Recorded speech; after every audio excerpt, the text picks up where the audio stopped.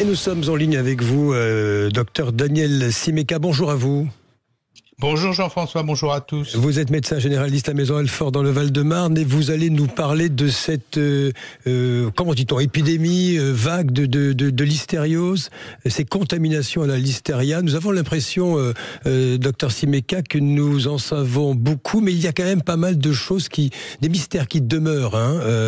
Cette vague, 21 cas de listériose identifiés, est partie vraisemblablement d'une fromagerie de la Creuse. Est-ce que ça, c'est un fait avéré ?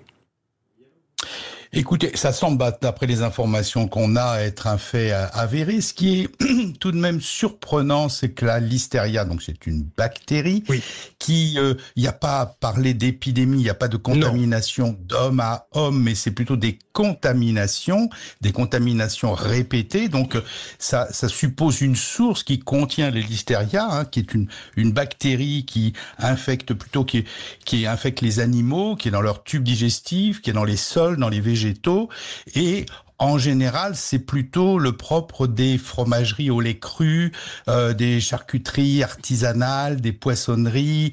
Et là, il semble, d'après les informations que moi j'ai pu bien sûr avoir, qu'il s'agit quand même de fromages, de produits laitiers qui seraient pasteurisés. Oui. On rappelle, la listeria est une bactérie qui est comme nous en ce moment, qui aime le froid, mais qui ne supporte pas la chaleur. Donc elle se multiplie, elle ne craint pas le réfrigérateur, elle ne craint même pas le congélateur, mais par contre, c'est la cuisson et la pasteurisation qui peut en venir à bout. Or là, si cette contamination a eu lieu sur des produits qui eux-mêmes sont déjà pasteurisés, ça laisse un petit peu un mystère. Une petite fromagerie artisanale dans un coin, une chèvrerie, etc., là on peut comprendre, mais une fromagerie industrielle, ça pourrait signifier que la contamination a eu lieu après, que ça n'était pas dans le lait ou dans les préparations laitières, fromagères, mais que la contamination a eu lieu après. Et ça, moi, je n'en sais pas plus. Vous n'en savez pas, oui, bien sûr, mais il y a moyen de tracer, au fait. Je pense que dans ces cas-là, effectivement, les autorités préfectorales compétentes font du coup des prélèvements sur toute la chaîne de fabrication, et à un moment donné, bien sûr, en remontant, on peut bien évidemment voir à quel moment il y a et à quel moment il n'y a pas.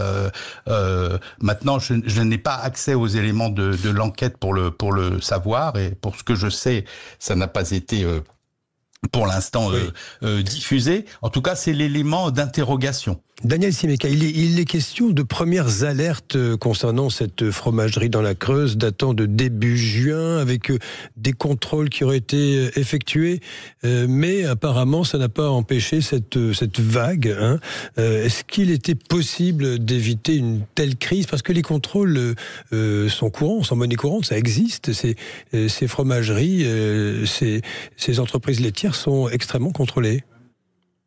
Alors, premièrement, elles sont contrôlées par les autorités sanitaires, ça c'est bien légitime, mais surtout, il doit y avoir des process, tout ça est bien déterminé, prévu, il doit y avoir des process interne.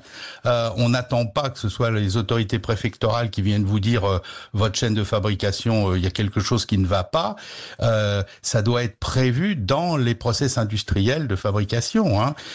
Donc effectivement, il y a forcément eu quelque chose qui s'est produit. Alors, c'est vrai, on peut juste légèrement à la décharge dire que depuis juin, on vit des vagues de chaleur un petit peu importantes.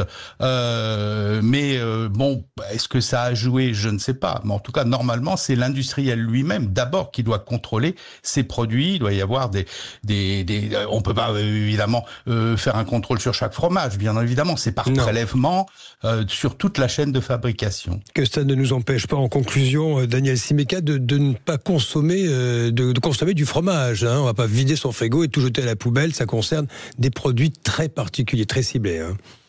Oui, tout à fait.